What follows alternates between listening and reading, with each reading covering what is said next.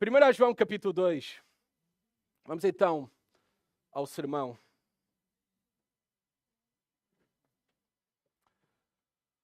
Todos nós sabemos que é possível descobrir quem é o nosso pai com um simples teste de ADN.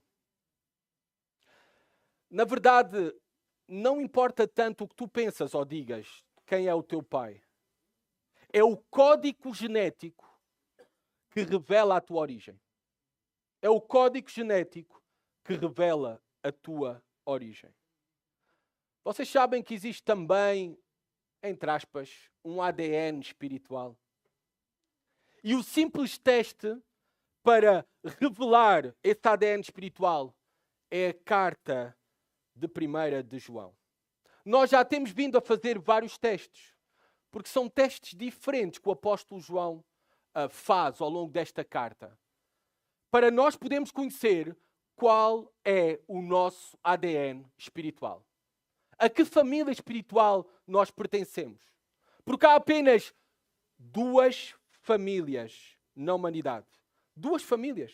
E hoje, mais uma vez, com um teste diferente, nós vamos fazer este simples teste olhando para esta porção na primeira carta de João e vamos determinar qual é a nossa família espiritual. Há duas famílias espirituais. Ou tu estás numa, ou tu estás noutra. Há a família daqueles que são descendentes de Deus, os filhos de Deus. E há outra família, que são aqueles que são descendentes do diabo, os filhos do diabo. Não há ninguém fora na humanidade dessas famílias. Resta saber qual é a nossa família. Qual é o nosso ADN espiritual? João vai dizer-nos que é possível ter a certeza. Tal como num teste de ADN é possível descobrirmos quem é o nosso pai através do nosso código genético, o apóstolo João, nesta carta, através deste teste, vai dizer-nos que nós podemos ter a certeza, hoje, através desta carta, a que família nós pertencemos. Qual é o nosso ADN espiritual? Vamos ler então a palavra de Deus. Como a porção é um pouco longa, talvez possa ser útil fazermos por partes. Vamos primeiro ler 1 João, capítulo 2, versículo 28 e 29. Diz assim a palavra de Deus. E nós vamos estar a estudar até ao versículo 10, está bem? Do capítulo 3. E agora, filhinhos, permanecei nele, para que tenhamos confiança quando ele se manifestar e não fiquemos envergonhados diante dele na sua vinda. Se sabeis que ele é justo, sabeis que todo aquele que pratica a justiça é nascido dele. Até aqui. Vamos ver três coisas. A primeira coisa que nós vamos ver que faz parte nesta determinação deste teste que nos leva a ter a certeza de qual é o nosso ADN espiritual é que há uma prática que confirma a nossa paternidade. Quem é o nosso pai espiritual? Há uma prática.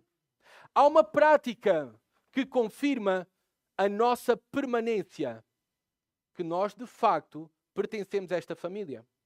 Que nós estamos nesta família. E ele diz isto, o apóstolo João, nestes dois versículos. Reparem como ele começa ao versículo 28. E agora, filhinhos, esta pequena partícula, traduzida para o nosso português, agora, claramente indica que nós temos um novo parágrafo. O capítulo 3, na verdade, deveria de começar aqui, na minha opinião. Olhando, lendo, examinando a estrutura do texto. E agora vai começar um novo parágrafo. Ele vai nos apresentar este novo teste para determinarmos qual é a nossa família espiritual. Filhinhos. Novamente, nós já conhecemos aqueles que temos estudado a carta 1 João juntos nos últimos domingos. Nós sabemos que esta é a palavra, a expressão favorita do apóstolo João. E ele a repete de uma maneira amável. todas as suas exortações nesta carta, por muito duras que sejam, elas são movidas por um verdadeiro e profundo afeto amoroso, como todo verdadeiro pastor deve ter como característica no seu coração: amor pelas ovelhas do Senhor. Reparem, ele diz: filhinhos, permanecei nele. Nós também já vimos que para o apóstolo João permanecer, permanência, perseverar na verdade, na comunhão com Deus, com os irmãos, esta permanência é a marca distintiva daqueles que nasceram de Deus. De onde é que ele aprendeu isso? De onde é que ele aprendeu, o apóstolo João, que permanência e perseverar é a marca distintiva daqueles que são filhos de Deus? Aprendeu do próprio Senhor Jesus Cristo. Deixei aqui a marca e vamos ao Evangelho de João, por favor. Capítulo 15.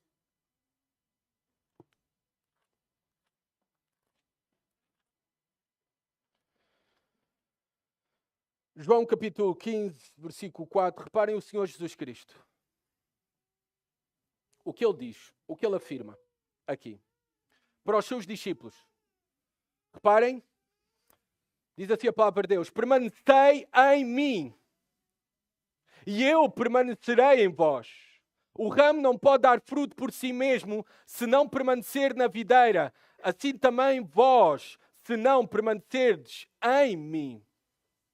Saltemos para o versículo 6.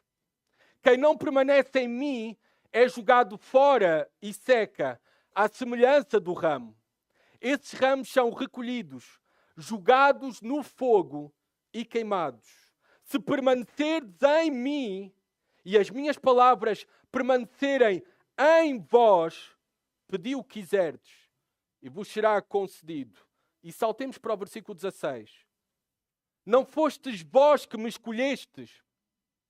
Pelo contrário, eu vos escolhi e vos designei a ir e dar fruto, e fruto que permaneça, a fim de que o Pai vos conceda tudo quanto lhe pedirdes em meu nome. Primeiramente, nós queremos saber se verdadeiramente pertencemos à família de Deus, se somos filhos de Deus, somos descendentes de Deus, se estamos em Jesus Cristo. O primeiro teste é a permanência. Se estamos a perseverar na verdade, em seguir a verdade, na comunhão com Deus. Permanência é a marca distintiva do verdadeiro cristão. E os grandes privilégios que nós temos recebido da parte de Deus, eles exigem grandes responsabilidades. Nós cristãos temos o mandamento de perseverar diariamente na nossa fé em Jesus Cristo e na sua mensagem, no Evangelho. Nós devemos de viver de acordo com aquilo que somos e temos recebido da parte de Deus. Por causa de todos os grandes privilégios que o Senhor nos deu, que o apóstolo João já abordou alguns na sua carta e que vai continuar a evidenciar e a relembrar-nos, a exigência para nós é muito maior. E não podia ser diferente. Todos aqueles que conhecem a verdade, todos aqueles que têm comunhão com Deus, têm experimentado, provado, recebido o amor divino. E que privilégios o amor divino nos tem concedido? Quais? Pensemos um pouco. O perdão de pecados. O perdão de todos os nossos pecados, no passado, no presente e até aqueles que ainda vamos cometer no futuro.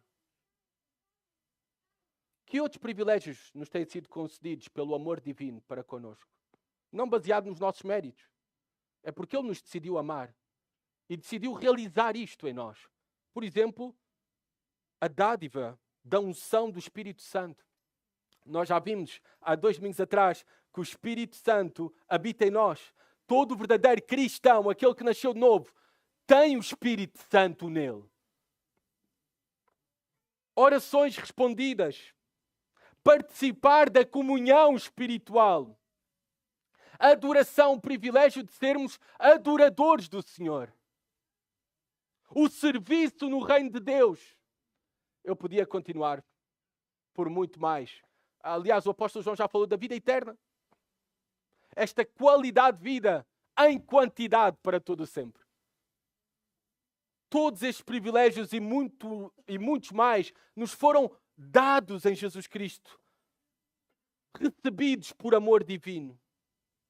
E mesmo assim pensemos no presente, a nossa experiência, aquilo que nós temos recebido da parte de Deus no presente, não se compara com aquilo que nós iremos receber na glória. Não tem comparação. Se já é bom agora, imaginemos na eternidade. Se já é bom agora, imaginemos quando estejamos gozosos plenamente e perfeitamente. Quando Deus cumprir todas as promessas que tem reservadas para nós na glória eterna. É por isso que o apóstolo João diz-nos: permanecei nele. Permanecei. E sabem? Aqueles de facto que são filhos de Deus, aqueles que têm o ADN espiritual de Cristo, eles na verdade irão permanecer. Eles permanecem e irão permanecer, perseverar até ao fim. Esta é uma certeza. Esta é uma doutrina bíblica profunda e maravilhosa das Escrituras. É a doutrina da perseverança dos santos, ou da graça preservadora. Esta doutrina perseverança dos santos, ela ensina que todos aqueles que foram eleitos por Deus na eternidade para a salvação, eles são guardados pelo poder do Pai. Eu agora estou a ler a citação de um livro, que é o livro Fundamentos da Graça. Eu não vou dizer o nome do autor porque caiu na desgraça, está bem? Mas esta é uma verdade preciosa. E eu passo a citar o que ele escreveu neste livro sobre a doutrina da perseverança dos santos. Nenhum dos escolhidos do Pai se perderá. Nenhum daqueles pelos quais o Filho morreu perecerá. Nenhum dos que foram ou forem regenerados pelo Espírito cairá da graça. Todos quantos receberam ou receberem a graça salvadora de Deus serão conduzidos para a glória, protegidos e preservados para sempre. A ampla abrangência da salvação já está completa, indo desde a eternidade passada até à eternidade futura. A salvação é acertadamente vista como uma única obra da graça. Aqueles que Deus escolheu antes do princípio do tempo são aqueles que salvará para sempre quando não existir mais o tempo. Todos os eleitos perseverarão, porque o próprio Deus persevera dentro deles e os habilita a apresentarem-se inculpáveis diante do seu trono.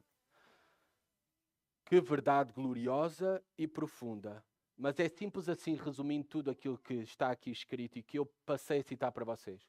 Aqueles que de facto são filhos de Deus permanecem na comunhão com Deus, na verdade, e irão permanecer para sempre, porque Deus vai fazer isso possível. É por isso que Jesus Cristo disse: aquele que perseverar até ao fim será salvo. Agora, não penses que tu vais perseverar até ao fim por causa dos teus méritos. Tu vais perseverar até ao fim, porque aqueles que são nascidos de Deus, pelo Espírito de Deus, irão perseverar até ao fim. Deus irá garantir. É por isso que a salvação não se perde. Se dependesse de nós, estávamos perdidos. Estávamos perdidos. É por isso que esse teste, o apóstolo João está a dar esse teste para dizer àqueles amados irmãos: vocês estão a permanecer na comunhão espiritual com Deus, com a igreja, na verdade, amando a verdade, esforçando-se por obedecer à verdade. Então vocês permanecem nele. Estes são os verdadeiros filhos de Deus. Os filhos espirituais. Qual o propósito deste encorajamento também? Porque a soberania de Deus não anula a responsabilidade humana. Nós somos responsáveis. Nós temos que obedecer. Nós obedecemos pelo poder do Espírito Santo. Mas ainda assim nós temos que obedecer. É a nossa responsabilidade. A soberania de Deus de perseverar e a nossa responsabilidade de permanecer andam de mãos juntas. É por isso que o apóstolo João exorta: permaneçam nele. Permaneçam nele. Porquê? Ele vai dizer para que tenhamos confiança quando Ele se manifestar. Para que tenhamos confiança. Aqui o sentido é mais da palavra no original, o sentido é mais... Esta palavra pode ser traduzida como ousadia, intrepidez. O sentido mais aqui no contexto é para que tenhamos segurança quando Ele se manifestar. Para que descansemos. Fiquemos descansados, confiantes, aguardando a sua manifestação. A manifestação de quem? De Jesus Cristo. A segunda vinda de Jesus Cristo. A manifestação visível. Quando Ele se manifestar, que nós tenhamos confiança. Não devemos temer? Não devemos temer? Nós sabemos que se estamos a perseverar na comunhão com Deus, no amor e na obediência, que o apóstolo João já tem dito que são marcas distintivas do verdadeiro cristão, não devemos temer esse dia quando estivermos diante de Jesus Cristo. Quando Ele se manifestar, descansemos. Para que tenhamos confiança. Sabemos que, primeiramente, para a igreja, Ele se irá manifestar para a igreja, para o seu povo, no arrebatamento. 1 Tessalonicenses, capítulo 4, fala sobre isso. Depois virá um período de grande tribulação sobre a terra. Durante esse período haverá o tribunal de Cristo para nós. Igreja, apenas. O tribunal de Cristo. Onde nós receberemos recompensas, galardão, por todas as nossas motivações e obras que tínhamos feito. Não sabemos muito o que é que se trata sobre isso. Galardões, coroas, recompensas. A Bíblia não diz muito sobre o mesmo. Mas apenas nos ajuda a ter isso presente. Assim como o apóstolo João tem presente ou nos relembra que nós devemos aguardar a manifestação do Filho de Deus. Depois, a manifestação visível para todos do Filho de Deus, de Jesus Cristo, será ao final da tribulação. No fim dos últimos dias, quando Ele virá como juiz.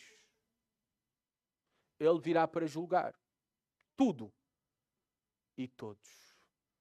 Esse dia será de terror para todos aqueles que não estão no Pai. Para todos aqueles que não conhecem a verdade. Para todos aqueles que não têm comunhão com a verdade. Ele virá para julgar todos os ímpios. Porque Ele é o Rei dos Reis, o Senhor dos Senhores. Mas nós aguardamos o futuro não com medo. Aqueles que são filhos de Deus, aqueles que têm a semente divina, aqueles que nasceram de novo, aqueles que estão na verdade e abraçaram a verdade, nós temos que encarar o futuro com confiança. Nós esperamos e aguardamos o nosso Senhor Jesus Cristo e descansamos com segurança que estamos nele.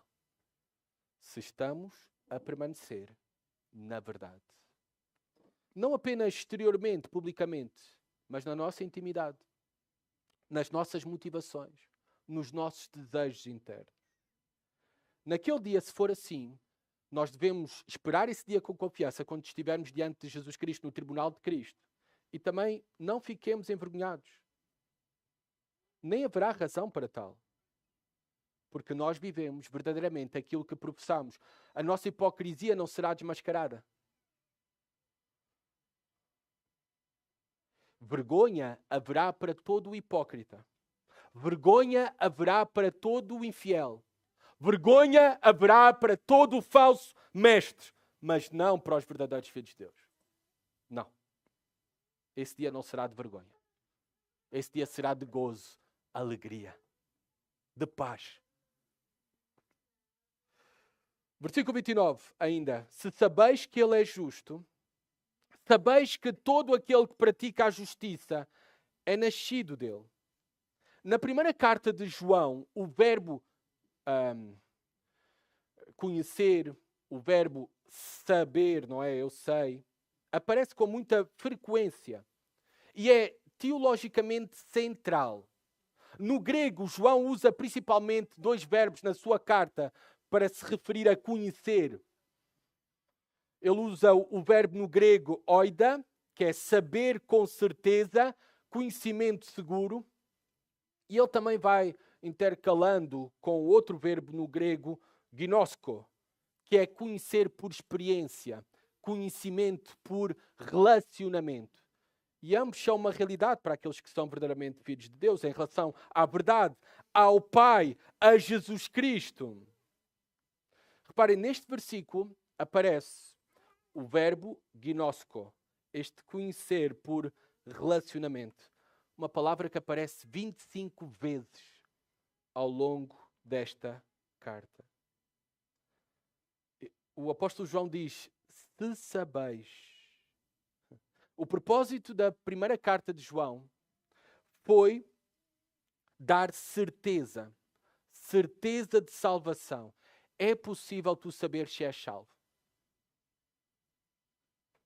É possível teres a certeza qual é o teu ADN espiritual. É possível hoje teres a confiança que tu és um filho de Deus. Ou então a notícia aterradora que não és. O apóstolo João, através destes testes, está a conduzir os irmãos ali a terem esta confiança e esta certeza, esta segurança, que somente aqueles que nasceram do Espírito, que têm a unção do Espírito, como nós já vimos há 2 domingos atrás, não têm necessidade de que alguém os ensine. Diz assim, versículo 29, se sabeis que Ele é justo. Ele quem? Jesus Cristo. Sabeis que todo aquele que pratica a justiça é nascido dele. O Espírito Santo nos dá um conhecimento seguro e por experiência, neste conhecimento relacional, um conhecimento sobre quem é verdadeiramente Deus, sobre quem é verdadeiramente Jesus Cristo, um conhecimento sobre a vida eterna, sobre a verdade e a piedade, que os demais que não têm o Espírito Santo não podem ter, nem entendem as coisas espirituais. É por isso que o apóstolo João diz aqui, vocês querem ter a certeza que são filhos de Deus? Bem, se vocês sabem que Ele é justo, vocês sabem que todos aqueles que são dele praticam a justiça. E se vocês têm esse conhecimento, não apenas intelectual, mas por experiência, tanto no vosso relacionamento com Deus, como na vossa vida prática, em viver de acordo àquilo que é o vosso Pai Celestial, justo, Jesus Cristo, o nosso Salvador e Senhor, justo, se vocês são justos, vocês podem saber a quem pertencem. Sabeis, reparem o que diz o apóstolo João, sabeis que todo aquele que pratica a justiça é nascido dele. Reparem como o apóstolo João, ele une aqui a doxologia, essa crença correta sobre Jesus Cristo, por exemplo, sobre a verdade. Ele une aqui com a praxis, com a prática. Se nós temos um conhecimento correto de Deus, nós temos que viver corretamente. Não há outra. Se nós, na verdade, conhecemos verdadeiramente a Deus corretamente, nós temos que viver aquilo que conhecemos de maneira correta. Ou seja, de uma maneira simples, o que o apóstolo João está a dizer, uma fé que verdadeiramente salva é uma fé que verdadeiramente santifica. Essa é a verdadeira fé salvífica. Se tu vais na rua hoje de manhã e perguntas, tu crês em Deus? Eu creio, sim. A maioria das pessoas vai te dizer que crê em Deus. Isso quer dizer que elas são salvas? Não. Se tu vais a muitas igrejas ditas cristãs, que têm o nome de cristão, e tu perguntas, tu crês em Jesus Cristo? Vão-te dizer que sim, eu creio em Jesus Cristo. Isso quer dizer que essa maioria das pessoas são salvas? Não. Não. Porque a verdadeira fé que salva é uma fé que transforma. A verdadeira fé que salva é uma fé que se mostra através da prática da justiça, santidade, santificação.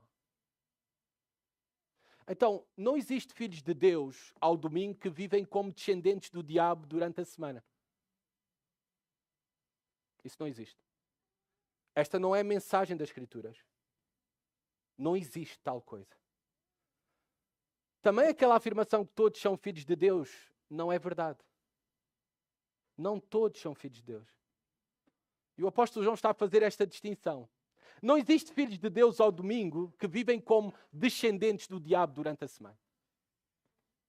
Isso não entra aqui na verdade das Escrituras. Os filhos de Deus não se conhecem somente por aquilo que afirmam. Falar, todos falam. Os filhos de Deus se conhecem sobretudo como vivem. Como vivem. As suas prioridades, os seus desejos, as suas motivações. Esta é a mensagem muito importante para nós, se queremos saber qual é o nosso ADN espiritual. Aquilo que nós professamos com a boca, confessamos com a boca, se comprova da maneira como nós vivemos, na prática da justiça, aquilo que falamos sobre o justo, nota-se através da nossa vida, buscando a justiça, vivendo em obediência, em fazer aquilo que é correto, obedecendo aos mandamentos do Senhor? Se sim, então tu podes ter a certeza que és filho de Deus. Se não, não podes ter essa certeza. Vamos a continuar. Agora o apóstolo João vai nos dar, ou vai nos falar sobre a esperança que traz purificação. Nos primeiros 3 versículos do capítulo 3. Vamos ler juntos então a palavra de Deus? A esperança que só os que são filhos de Deus têm. E é uma esperança que transforma. Ela purifica. Ela santifica. Reparem o que diz a palavra de Deus. Vede que grande amor o Pai nos tem concedido. O de sermos chamados filhos de Deus, o que realmente somos. Por isso o mundo não nos conhece, porque não o conheceu. Amados, somos filhos de Deus e ainda não se manifestou o que havemos de ser, mas sabemos que quando Ele se manifestar, seremos semelhantes a Ele, pois o veremos como Ele é. E todo o que tem nele essa esperança purifica a si mesmo, assim como Ele é puro. Reparem, o apóstolo João vai trazer agora a esperança que têm os filhos de Deus. Uma esperança que se nota na experiência e na realidade, se torna visível por purificação. Santidade neles, naqueles que são filhos de Deus. Reparem, versículo 1. Vede, isto é um imperativo, é uma ordem. Vede que grande amor o Pai nos tem concedido. Eu acho que é bom nós pararmos e prestarmos atenção a esta exortação. Porque a maior necessidade que nós temos, principalmente nas crises, sofrimentos da nossa vida, nas dificuldades, a maior necessidade que nós temos é parar e ver, pensar, meditar no grande amor que Deus tem para nós. Essa é a nossa maior necessidade e é por isso que o apóstolo João aqui diz: vede. E com surpresa, com choque, que grande amor o Pai nos tem concedido. Um amor em quantidade e um amor em qualidade. Deus ama a sua criação. Todas as suas criaturas Deus ama, mas há um amor especial pelos seus filhos. Há um amor especial que o fez entregar Jesus Cristo em favor dos mesmos. E é isso que João nos diz para nós pararmos e pensarmos: vede que grande amor o Pai te tem concedido a ti. Por isso não duvides nunca do amor de Deus. Mesmo que a tua vida esteja um caos, esta vida é apenas um sopro comparada com toda a eternidade. Um sopro. Contempla o amor eterno de Deus desde a eternidade passada até a eternidade futura. Como é que se prova o seu amor? Qual foi a manifestação do amor de Deus por nós? Bem, nos deu o seu Filho, Jesus Cristo, porque Deus amou o mundo de tal maneira que deu o seu Filho, Jesus Cristo, para que todo aquele que nele crê não pereça, mas tenha a vida eterna. Mas mais, não apenas nos salvou dos nossos pecados, isso já por si seria suficiente. Já por si seria suficiente, mas mais Ele fez. João diz que Ele nos adotou como seus filhos. Sermos chamados filhos de Deus. E o apóstolo João está a dizer: se tu não crês que és filho de Deus, ele vai repetir o que realmente somos.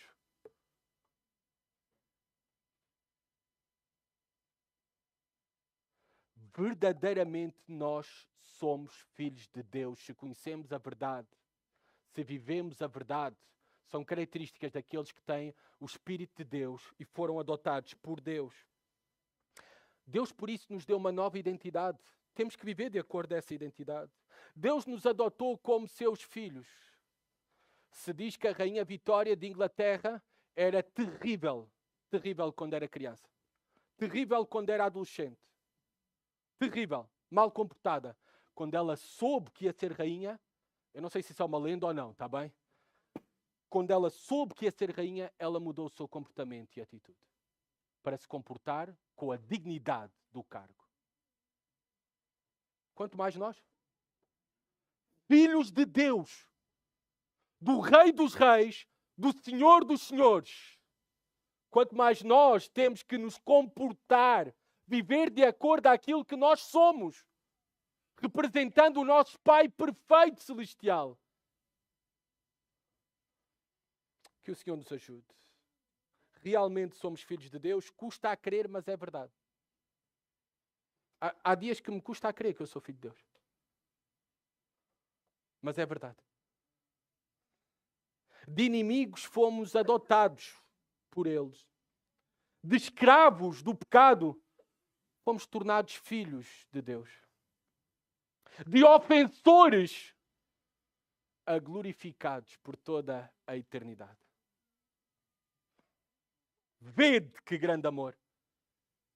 É por isso que o apóstolo Paulo, em Efésios capítulo 3, versículo 18 e 19, eu agora estou apenas a citar, não literalmente, mas o apóstolo Paulo diz, olhem para a largura, para o comprimento, para a profundidade do amor de Deus. Porque ainda temos que crescer no conhecimento desse amor que Deus tem por nós. O apóstolo João vai dizer, por isso o mundo não nos conhece, porque não o conheceu. O mundo não conhece o nosso relacionamento com Deus. O mundo não tem provado esse amor especial. O mundo não foi adotado como filho de Deus. O mundo não tem o Espírito de Deus. É por isso que rejeitou a Jesus Cristo. O mundo também nos irá rejeitar, porque não podemos ter comunhão com os mesmos. E não temos comunhão com os mesmos.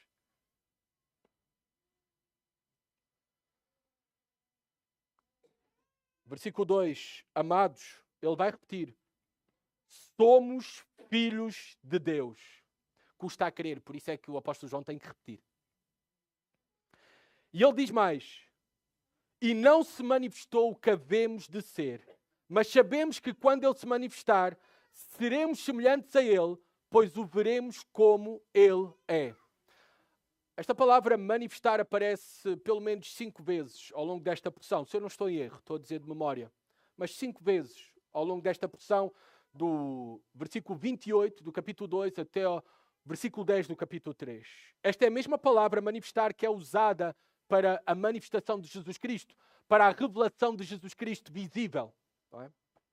Agora está a falar que essa manifestação é a manifestação dos filhos de Deus. Ainda não se manifestou o que havemos de ser. Pensemos sobre esta verdade gloriosa. Deixem-me ir a Romanos capítulo 8, versículo 29. O apóstolo Paulo vai afirmar isto mesmo. Vai nos dar mais luz sobre o propósito de Deus ao salvar-nos, ao adotarmos como seus filhos. Diz assim, versículo 29. Pois os que conheceu...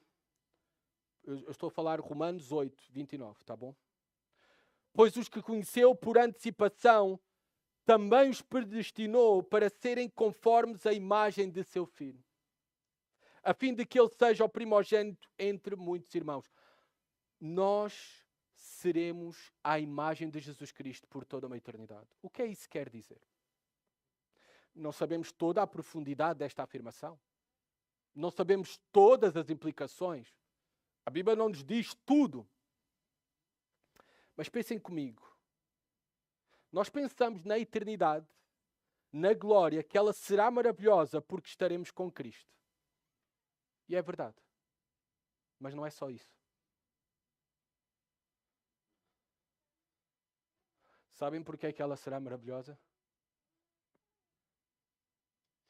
Porque nós seremos como Ele, sem pecado.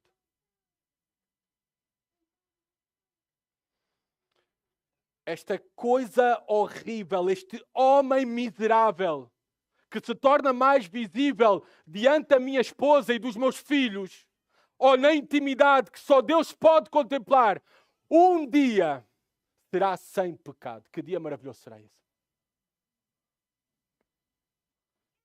Que dia glorioso será esse?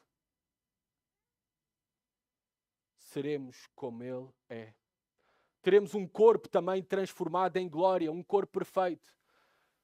Todos nós desejamos corpos perfeitos. Eu sei que os jovens não pensam sobre isso, não é? Mas a partir de uma certa idade, tu começas a desejar outro corpo. Tu começas. Outros joelhos, outros ombros, outro... Pensem, os membros que agora estão habituados ao pecado, os nossos membros que estão habituados ao pecado, na glória já não haverá pecado. Não haverá. Pensem, o meu coração, finalmente um dia, irá adorar e glorificar ao Senhor de maneira perfeita. Finalmente esse dia chegará. Que preciosa esperança nós temos. Ainda não se manifestou tudo aquilo que nós haveremos de ser. Mas será algo glorioso, maravilhoso. E nem conseguimos imaginar. Reparem, versículo 3. E todo o que tem nele essa esperança purifica a si mesmo, assim como ele é puro. A vinda de Jesus, a manifestação de Jesus, tal como ele já tinha dito anteriormente, no versículo 28, ela não será para nós aterradora. Na verdade, essa manifestação de Jesus Cristo nós desejamos, nós ansiamos, ela é esperançosa, cheia de esperança. Ela não nos enche de medo, mas de confiança que receberemos finalmente tudo aquilo que Ele prometeu para nós e será incomparavelmente melhor do que a nossa realidade no presente. Eu não quero ficar neste mundo. Eu quero esse dia.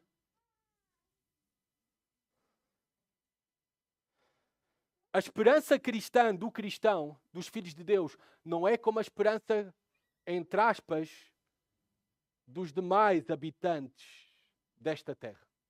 Como é que é a esperança? Nós vimos um pouco disso com o Covid, com a pandemia, com as mensagens, vai ficar tudo bem. Qual é a esperança deste mundo?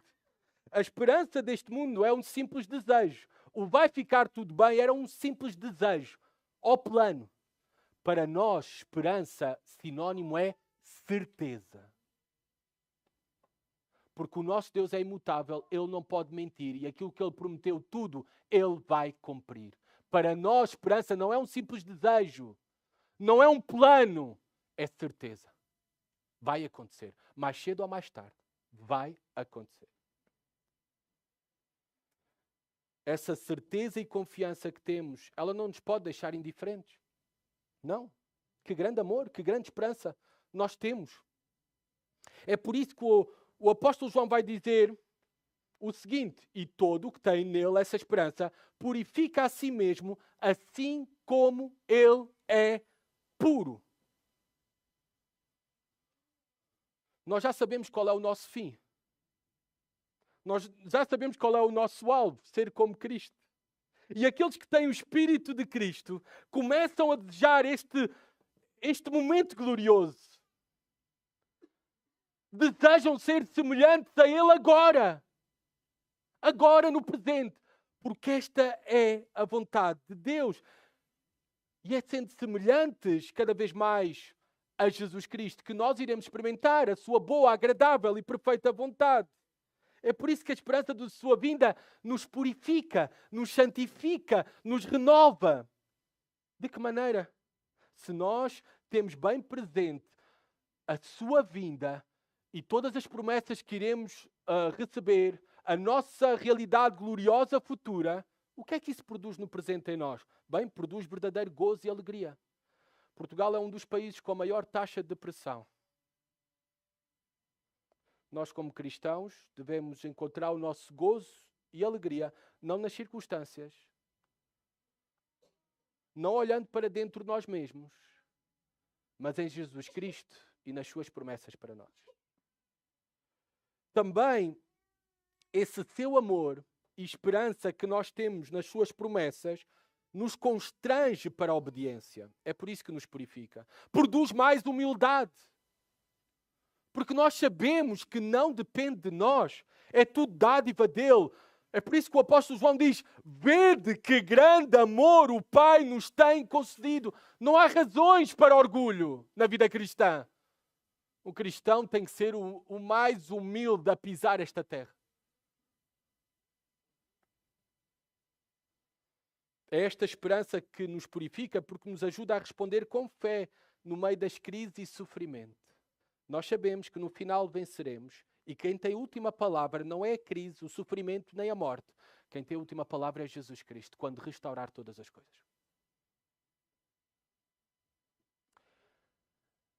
É também esta esperança nos purifica, porque é esta esperança que nos faz encarar a morte, não com medo, mas com coragem. Com coragem. Porque nós sabemos que a morte é apenas um veículo para nos transportar para uma realidade gloriosa e muito melhor com Cristo para todo sempre. Esta esperança purifica. E os filhos de Deus são purificados, transformados, renovados, alimentados por esse amor e essa esperança. Que um dia será consumada. E depois de consumada, a única coisa que teremos, iremos receber na eternidade e experimentar de uma maneira plena no nosso relacionamento com Deus é o amor. O amor. Por isso é que o apóstolo Paulo diz em 1 Coríntios 13, o maior é o amor, porque ele vai permanecer por toda a eternidade. A esperança é apenas até aguardarmos quando recebermos tudo aquilo que ele já reservou para nós. Temos que terminar. E temos que ir aos versículos 4 a 10. Se não ficou claro para ti qual é o teu ADN espiritual,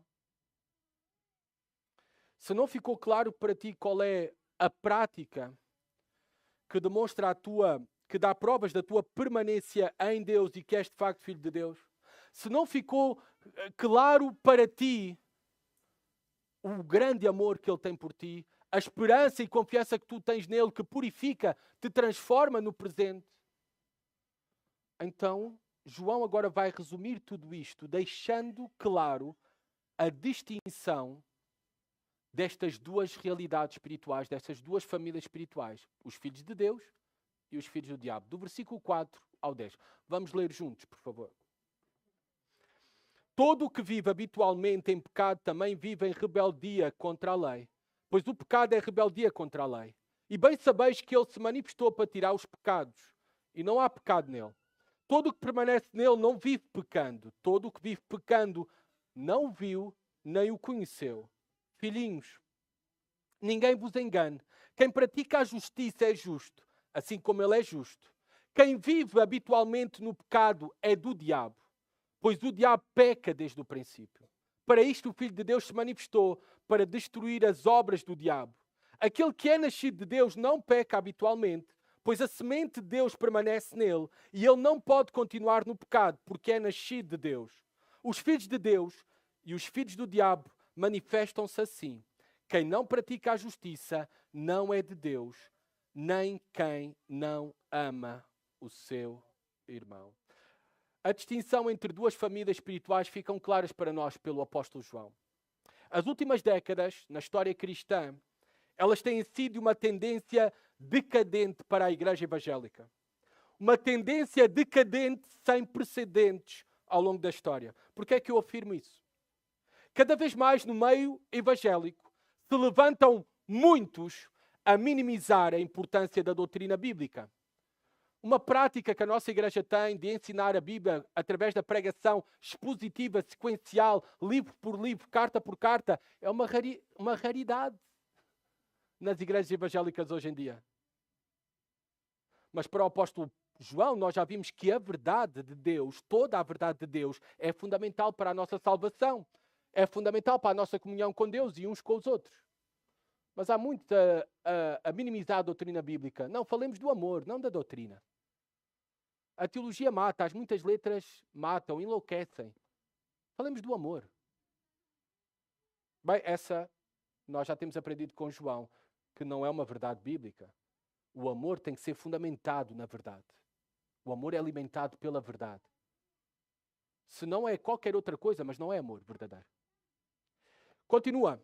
Mas talvez o mais grotesco do evangelicalismo do século XXI é afirmar que é possível ser filho de Deus e viver como descendente de Satanás. Isso é o mais grotesco hoje em dia. É afirmar, muitos afirmam, que é possível ser filho de Deus e viver como descendente de Satanás. Claro que não vão dizer isso com estas palavras. Mas a verdadeira fé, na verdade, nós vemos de acordo ao apóstolo João, é que aquele que crê na verdade, pratica a verdade que crê. Se verdadeiramente crê na verdade, ele pratica ou se esforça a praticar a verdade que crê. Isto é bem claro ao longo desta carta. O apóstolo João já fez a distinção, nós já vimos isto nos primeiros capítulos, entre aqueles que são da luz e aqueles que são das trevas. Aqueles que são de Deus e aqueles que são do mundo. E agora, ele vai fazer o contraste entre aqueles que pecam e aqueles que não pecam. Por isso é que no versículo 4 ele diz: todo o que vive habitualmente em pecado. Prestem atenção, habitualmente, porque todos nós pecamos. Mas o verbo aqui no grego está no presente, contínuo. Ou seja, é um hábito, o pecado na vida de alguém. Esse que tem essa característica, que o pecado não é um acidente. Naqueles que são filhos de Deus, o pecado para nós é um acidente. Infelizmente temos muitos acidentes. Mas aceitar o pecado como normal nas nossas vidas, ter estimação pelo mesmo, esconder o mesmo dos outros continuamente, viver uma dupla vida.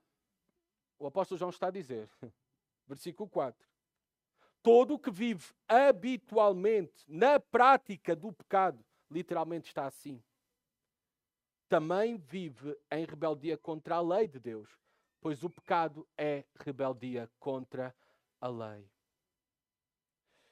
É certo que todos os homens e mulheres falham em cumprir os mandamentos do Senhor. É por isso que todos os homens e mulheres necessitam de um Salvador. Mas o apóstolo João refere-se àqueles aqui que têm o hábito, o estilo de vida de desobediência e escravidão ao pecado. A sua prática é desobedecer à lei de Deus, ignorar a lei de Deus. Pensar que nunca vai acontecer nada, nem nunca terão que prestar contas a Deus. E que são aceitos por Deus na mesma, não importa como vivem.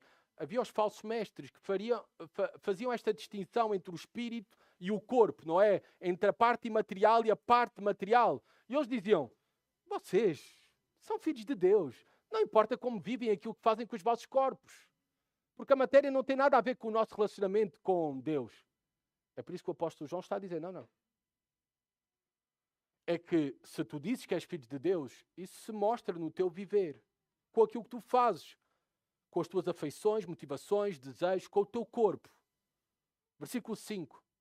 E bem sabeis que ele se manifestou para tirar os pecados, e não há pecado nele. Ele se manifestou para tirar, para eliminar os pecados. Este foi o propósito principal da salvação. Tirar, eliminar a penalidade dos nossos pecados, para que assim fosse possível a nossa reconciliação com Deus para todo o sempre. Jesus era sem pecado. Ele se tornou nosso representante na cruz para remover a penalidade do pecado que estava sobre nós. O justo morreu pelos injustos para levar-nos ao Pai. Ele eliminou na cruz as consequências do pecado. Ele veio para isso. Ele removeu no presente também para nós o domínio, o poder do pecado sobre o crente. Ele veio também para separar os seus, por isso é que somos chamados santos, separados para Deus e para os seus propósitos. Deus nos separou para a santidade, não para o pecado. Qual é o ponto e o argumento aqui do apóstolo João?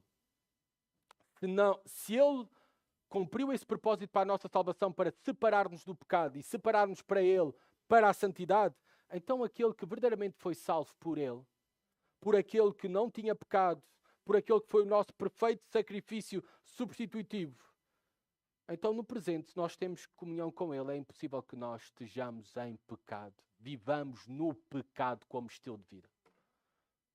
Porque seria uma incoerência se ele nos salvou para tirar e eliminar os nossos pecados. Versículo 6.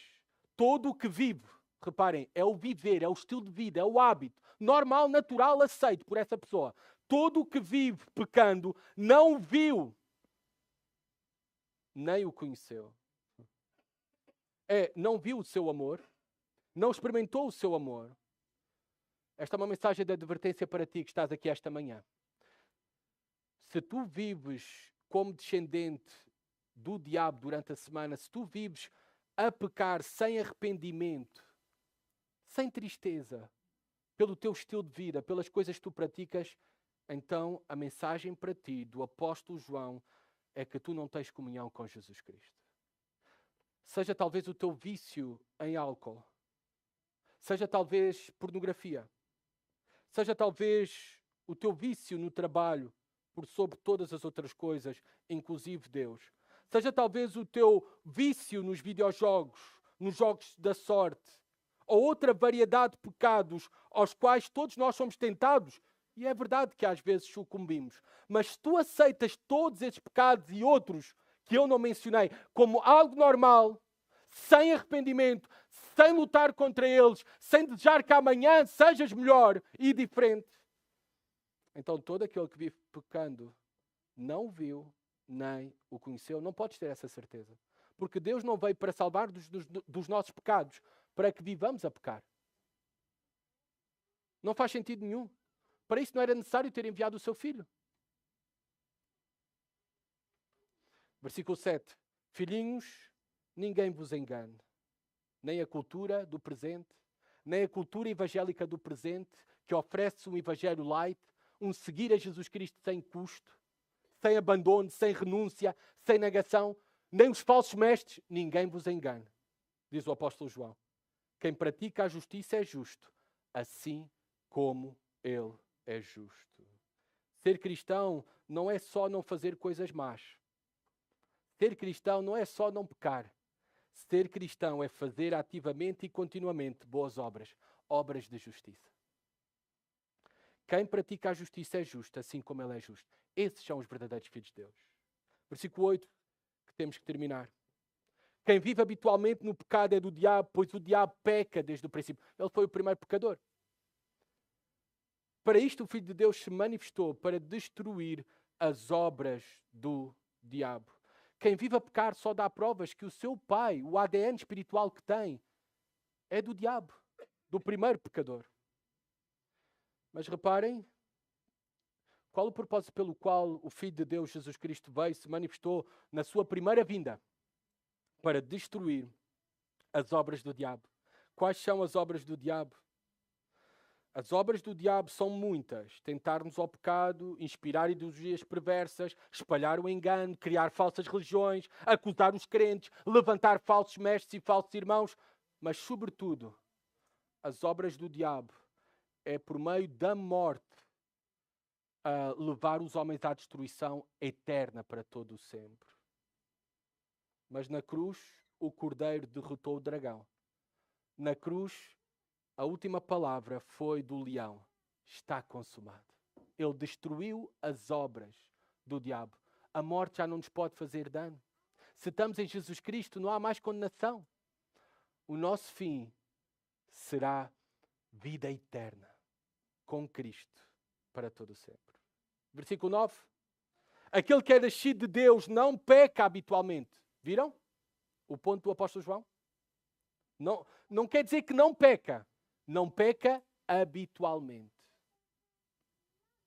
Pois a semente de Deus permanece nele e ele não pode continuar no pecado porque é nascido de Deus. Esta palavra semente é esperma. De onde vem a nossa palavra esperma? A semente de Deus permanece dele. A regeneração, o novo nascimento, a nova vida, a vida de Deus em nós, vem somente pela pregação da palavra que o Espírito Santo aplica para um novo nascimento. O novo nascimento é uma operação unicamente divina. E aquele que não peca habitualmente, que o pecado não é um estilo de vida, ele também não pode continuar no pecado. Ele se arrepende dos seus pecados. A sua vida é marcada não por perfeição, mas nós já vimos, por confissão de pecado. Essa é a vida dos verdadeiros filhos de Deus. Não é perfeição, é confissão de pecado. É por isso que conclui da seguinte maneira o apóstolo João, versículo 10.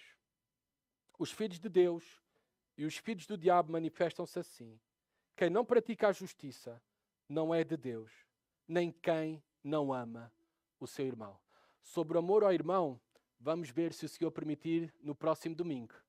O apóstolo João está a fazer a ponte agora para o tema principal que vai tratar a seguir. O outro teste para sabermos se somos de facto filhos de Deus é o amor aos irmãos.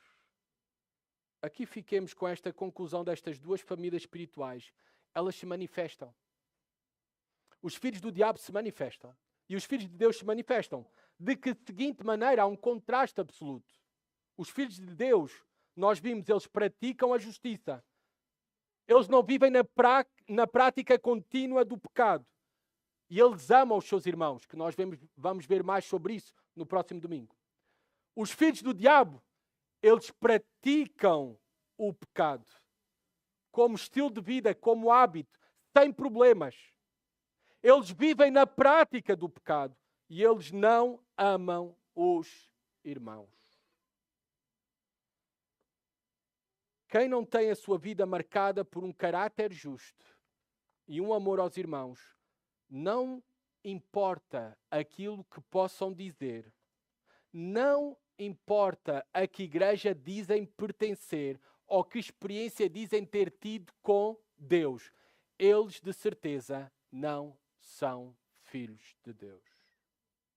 Porque os filhos de Deus revelam-se na prática contínua da justiça e purificação dos seus pecados, enquanto aguardam esperançosamente a vinda de Cristo. Todos vocês já viram um filho pequeno tentando andar como o pai? Vestir os sapatos ou calçar os sapatos do pai? Imitar os seus gestos? Todos nós já vimos isso. Sabem porquê? Porque filhos imitam, porque compartilham natureza e admiração. João disse-nos, quem nasceu de Deus começa a parecer com Ele. A semelhança não é forçada, não é fake. Ela surge de maneira natural, porque ela surge da semente divina que está nele. Pais, se vocês são como eu, e eu creio que sim neste aspecto, vocês se importam que o vosso filho se comporte adequadamente, certo? Claro que sim. Sabem porquê? Porque os nossos filhos são um reflexo daquilo que nós somos. É por isso que o Pai Celestial também se importa como nós nos comportamos. Porque nós somos, se dizemos que somos filhos de Deus, somos um reflexo, os seus representantes aqui na Terra. Próxima terça-feira será assinalada por muitos a festividade do Carnaval. Eu espero que não seja assinalada por nenhum de vocês. Na quarta-feira seguinte ao Carnaval, se irá iniciar a Quaresma.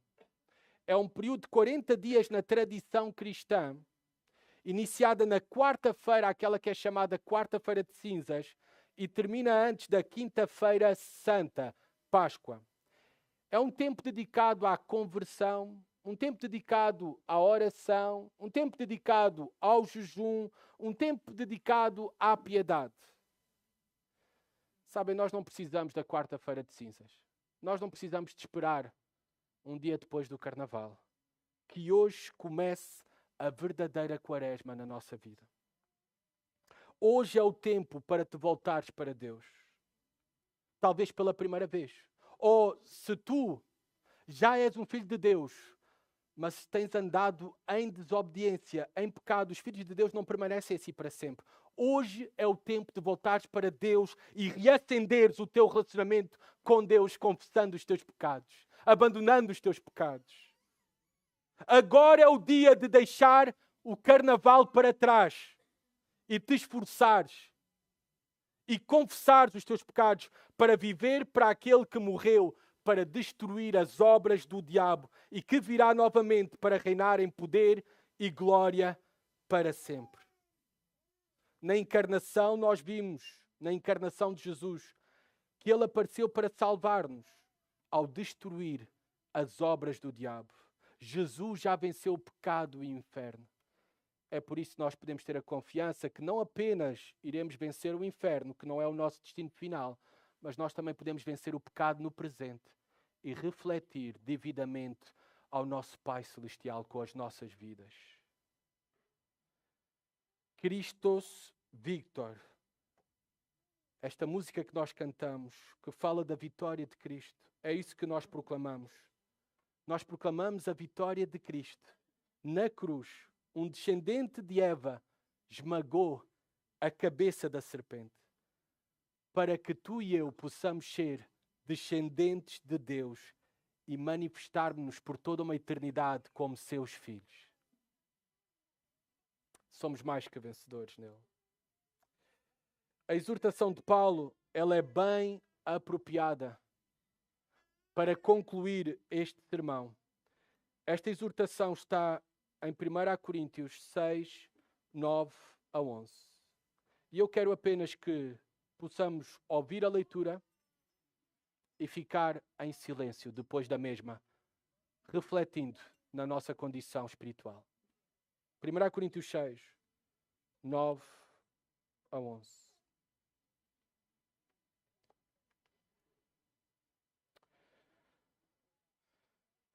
Não sabeis que os injustos não herdarão o reino de Deus? Não vos enganeis. Nem imorais, nem idólatras, nem adúlteros, nem os que submetem a práticas homossexuais, nem os que as procuram, nem ladrões, nem avarentos, nem bêbados, nem caluniadores, nem os que cometem fraudes herdarão o reino de Deus. Alguns de vós éreis assim, mas fostes lavados, santificados e justificados em nome do Senhor Jesus Cristo e no Espírito do nosso Deus. Permanecemos em silêncio.